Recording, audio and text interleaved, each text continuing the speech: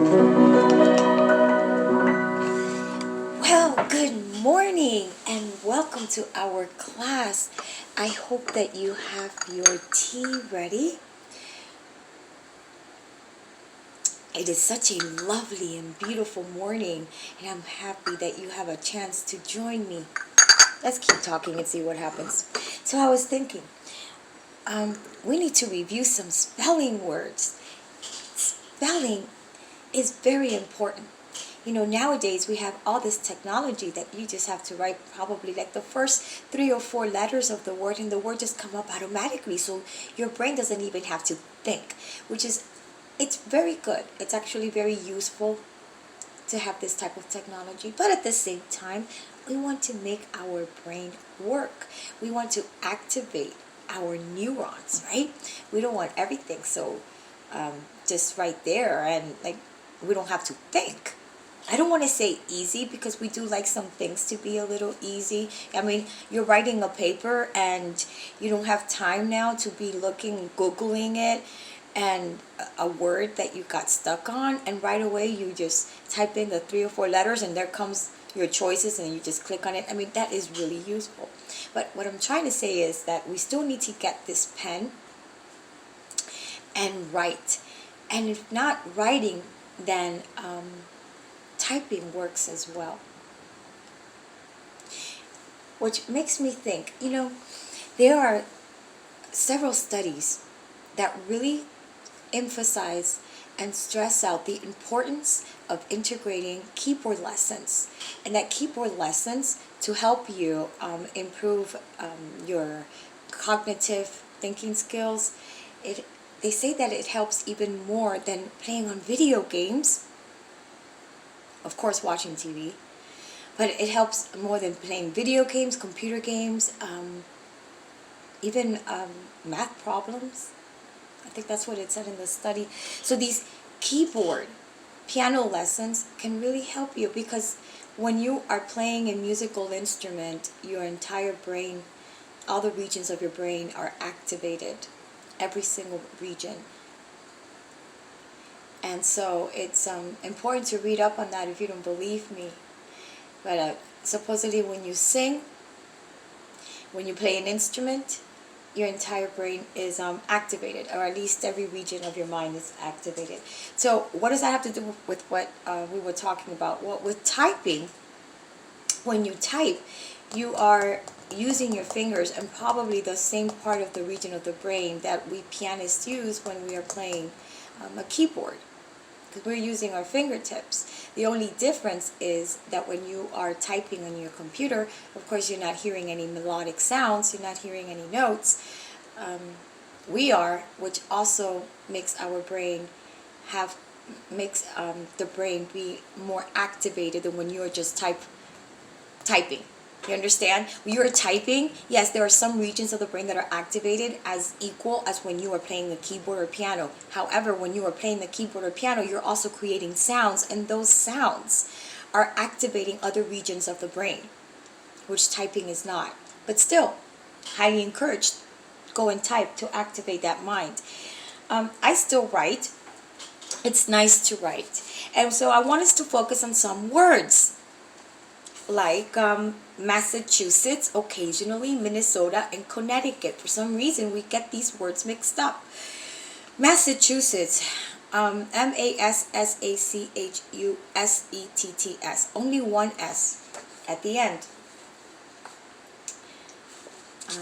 So you see, Massachusetts, that's a wonderful state. If we recall, in 1620, when the Pilgrims came from England, the Puritans, they went on the Mayflower, and they sailed from England and landed in Boston, Massachusetts, right? Or Plymouth, Massachusetts. But the state was Massachusetts. So whenever you hear Massachusetts, always think, oh yes, when the Pilgrims came and they had their first Thanksgiving feast, they sailed on the Mayflower and they landed in Massachusetts. Every time you hear Massachusetts, the first Thanksgiving feast, right? Yes, with the Native American Indians. Excellent. And then look at occasionally. We sometimes forget that occasionally has only one S. OCCASIO. I occasionally like to go to the beach. I occasionally like to drink a soda. Occasionally. Meaning not all the time. Minnesota, Minnesota. So Minnesota is Minnesota, only one S. You might want to add two S's because it has two N's. Minn, right? So, no. Connecticut. We forget Connecticut has a C. Connecticut. Sometimes we write it as Connecticut, but there's a C, even though we don't say Connecticut, right? We say Connecticut. By the way, what is the state song of Connecticut? It happens to be Yankee Doodle. Yankee Doodle. And it came about during the war of the French and during the French and Indian War. During the French and Indian War, Yankee Doodle was created, was written, and of course, the state of Connecticut, Connecticut, got it as its state song, Yankee Doodle, for the French and Indian War. The French and Indian War was very interesting. It was during the 18th century, particularly around 1763, and it was basically the French, or France and England, in war, and because of land with the Native American Indians. Guess which country had more Native American Indians on their side, whether forcibly or not? Well, it was England, of course. And yes, England did win that war, but they did call it the French and Indian War. Not the French England Indian War. How it was just French and Indian War, even though France had some Indians and England also had some Indians. But yes, they were claiming land. So let's see if we can sing these songs.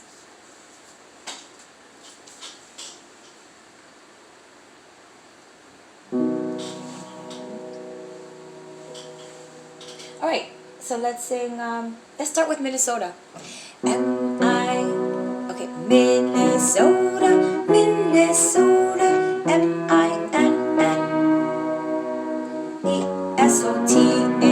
Let's try it again. Minnesota, Minnesota, Minnesota, Minnesota.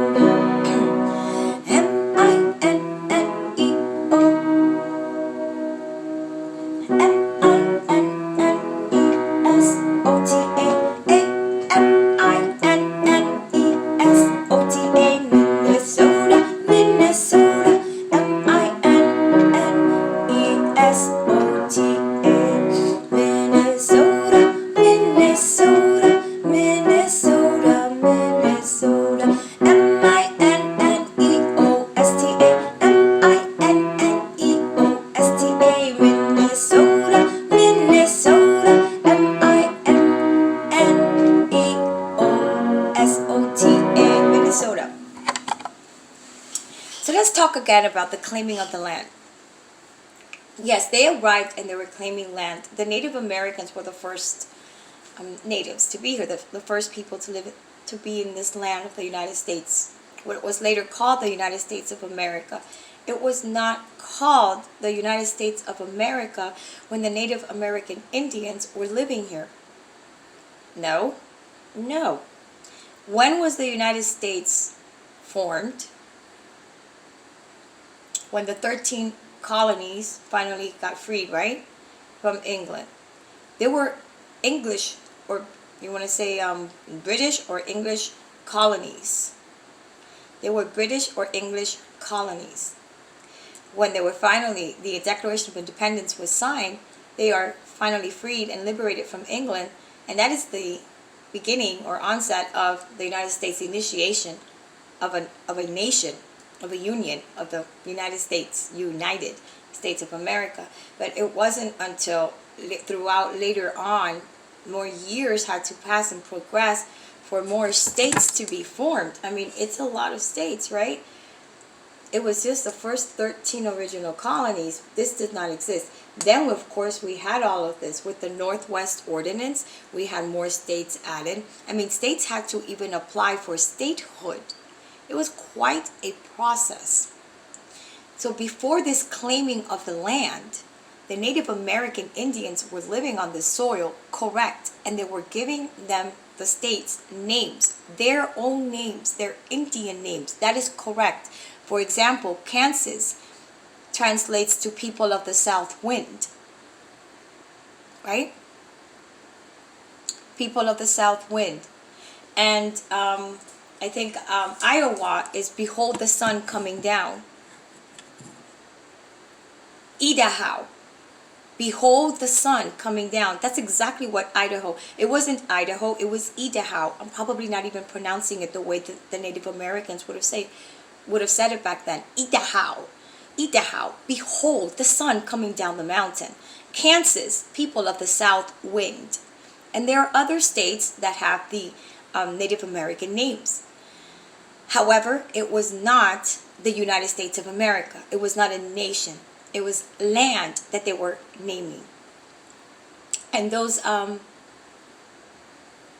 names, those words, names like Kansas, people of the south wind, they stayed. They didn't say, okay, we're not going to call this Kansas because now this is ours. We're going to call it something else. No, they remained. So we still have Kansas, right? And we still have Dakota, North Dakota. You know, Dakota actually translates to friends working together. Friends working together. And let's look over here. We have here North Dakota, South Dakota, Nebraska, Kansas, Oklahoma, and Texas. All right.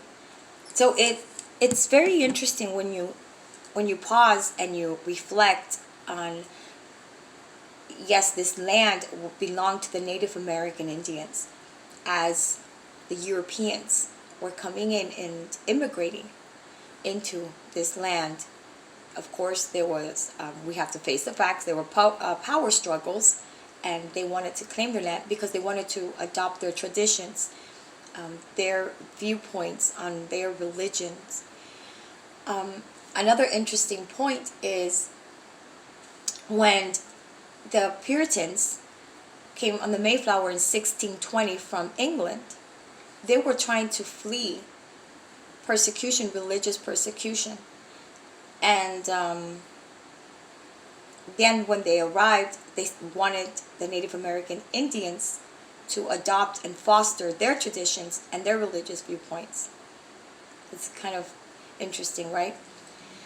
But when Rhode Island was formed, it was led by Roger Williams. And this Roger Williams thought very different, even though he also came from England. Roger Williams was thinking, wait a minute, we need to separate the church and the state. Why are we combining church, religion, and state? I think that needs to be separated. And the same thing with Pennsylvania, with William Penn. William Penn, like pen, but with two N's. Yeah, William Penn, he was also responsible for the state of Pennsylvania in becoming a state. And what does that mean? Well, in getting people and land, you need people on land, right? In fact, when these states were added, like the Northwest Ordinance started to add more states, they needed 60,000 residents. They needed 60,000 people to live on that land. Now, we don't know if there were exactly 60,000, maybe an approximate or an estimate. What they meant was you couldn't have like 15 or 5 or 10. Hey, we have 10 people living here. It's a state. Or we have, okay, you get my drift. So you needed like 60,000 people at that time. And then you had to apply for statehood. So William Penn, he also believed, just like Roger Williams with Rhode Island, that we needed to separate the church and the state. The state and the church needed to be two distinct things, not one entity. And so not everybody thought just like the Puritans, in which you all have to have our religious and our tradition practices. Not everyone thought like that. It's nice to generalize and to say that's how it was. They stole the land of the Native Americans. The Native American Indians had established a life. It was the United States of America, and they just came in. People from England and Europe and France, they came in and they just stole it. No, you have to be more accurate. I'm not saying that that's not all right, but you have to be a little bit more accurate. There was no United States of America. There was land. We had a lot of land. And yes, the Native American Indians were giving these lands names, beautiful names. Like, remember, Dakota, friends working together, right? Kansas, people of the south wind. Idaho, behold the sun coming down. Or Idaho is how they would say it, and so forth. They were calling it names. Then this group of people come over, and many understood each other. That's another point. They did get along, and they did teach each other. The Native American Indians taught many of the British and the European settlers how to hunt, how to fend for themselves. And the English settlers were teaching the Native American Indians other things as well.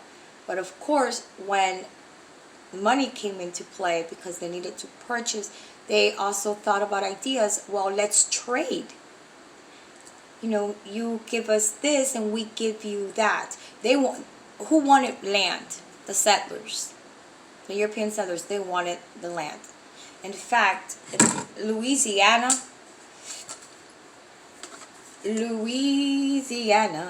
where's Louisiana? It's right next to Texas. Texas, big state. Here's Louisiana. So Louisiana, France really wanted Louisiana. And the capital of Louisiana is Baton Rouge.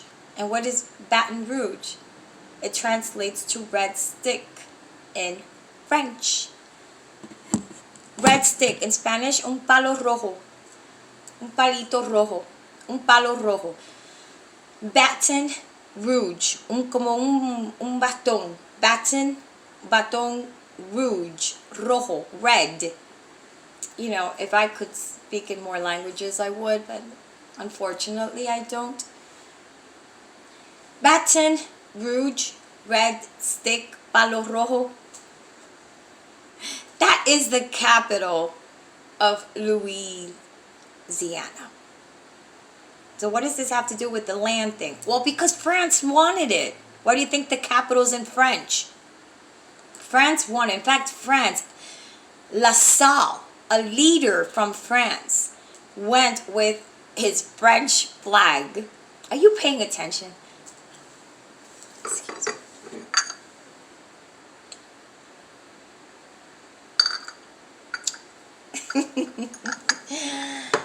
Okay. From France, La Salle. Have you heard of La Salle? La Salle. La Salle was a French leader who went to Louisiana, and he planted his flag from France. He planted it in Louisiana because he was saying, this is my land. Louisiana. And the capital is Baton Rouge. I just think it was quite a process to apply for statehood,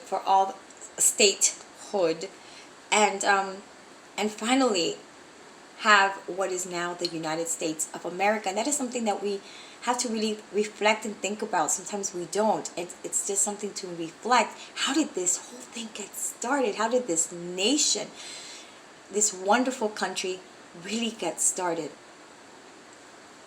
And when you reflect on that history, I think it helps us to understand even more and to appreciate how important it is to develop your patriotism, regardless if you were born here or not. to develop that gratefulness and appreciativeness for a country that does stand on the grounds of freedom and liberty, right? Remember? Liberty enlightening the world is her name. Uphold the torch with your mighty hand. Ignite the land with fiery strength of endless hope and a helping hand. Illuminate, I changed it, with your golden light and declaration of rights. Illuminate the night as we cross from sea to sea to the land of liberty. Liberty enlightening the world is her name. Uphold the torch with your mighty hand. That was a gift from France, the Statue of Liberty in the 19th century, and still the United States was getting formed. It wasn't even completed yet. It wasn't even completed. We are celebrating Wyoming on July 10th because it was the 44th state to be admitted to the Union. The 44th state, Wyoming, the state, the equality state. But not only that, Wyoming, the equality, where is Wyoming? You need to know where Wyoming is. Wyoming is right under here, Montana, okay? In the west coast, the west coast, the west side. Something so beautiful about Wyoming, it wasn't until July 10th, right? Within the next few days, we are celebrating its admittance to the Union, ratifying the Constitution. But what was the year? 1890. After France gave the Statue of Liberty as a gift to the United States of America. So we were still working on forming the 50 United States of America. I mean, don't forget, what was the last state so far, or thus far? Hawaii. As of yet, right? Capital Honolulu. And Hawaii is really made up of a plethora of islands, right? What is plethora again? What does plethora mean? It means a lot. Many islands. It consists of over 100 islands, right? So, yeah, plethora is another great word. Okay, so we are understanding this. I hope we are. So, Wyoming, we are celebrating Wyoming, July 10th. And the year was 1890 when it finally became, or ratified the Constitution, was admitted to the Union. And it is called the Equality State. All right. Let's work on Connecticut one more time. Remember that Connecticut. How do you spell Connecticut? C-O-N-N-E-C-T-I-C-U-T. Connecticut, Connecticut, spell Connecticut, Connecticut, Connecticut, spell Connecticut. C-O-N-N-E-C-T-I-C-U-T. You can't do that. C-O-N-N-E-C-T-I-C-U-T. Never say you can't do something. Connecticut, Connecticut, spell Connecticut, Connecticut, Connecticut, spell Connecticut. C-O-N-N-E-C-T-I-C-U-T. C-O-N-N-E-C-T-I-C-U-T. Connecticut, Connecticut, spell Connecticut. C-O-N-N-E-C-T-I-C-U-T. When you are working on your melodies or Twinkle Twinkle Little Star and you see that you can't match the words to the rhythm, change the rhythm. Most likely it's a matter of just changing the rhythm. Remember, this is you. This is you by yourself. You're not, unless you're working with another friend, then it could take quite a while because your friend is saying, that's not how it goes. It goes like this. And then you're like, wait a minute. But if you're working by yourself and you're writing your words, your lyrics, you can figure it out. We did C-O-N-N-E-C-T-I-C-U-T. We changed the rhythm. If we don't do that rhythm, then listen. C-O-N-N-E-C-T-I-C-U-T. It doesn't match. You have to find the rhythm. C-O-N-N-E-C-T-I-C-U-T. C-O-N-N-E-C-T-I-C-U-T. Do you understand? You change the rhythm. C-O-N-N-E-C-T-I-C-U-T. C-O-N-N-E-C-T-I-C-U-T. As opposed to C-O-N-N-E-C-T-I. Oh, it doesn't match. Oh well. Okay, C-O-N-N-E-C-T-I-C-U-T. There's always a way. Never say never. Massachusetts. M-A-S-S-A-C-H-U-S-E-T-T-S. No, we have to change the rhythm. M-A-S-S-A-C-H-U-S-E-T-T-S. M-A-S-S-A-C-H-U-S-E-T-T-S. M-A-S-S-A-C-H-U-S-E-T-T-S. You see how we change the rhythm? Okay, well, we hope you like this lesson. We hope to be back and see you again, and then we can talk and learn about something else.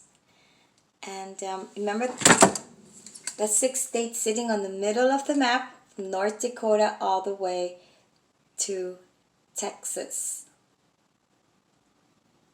All right, hope to see you next time.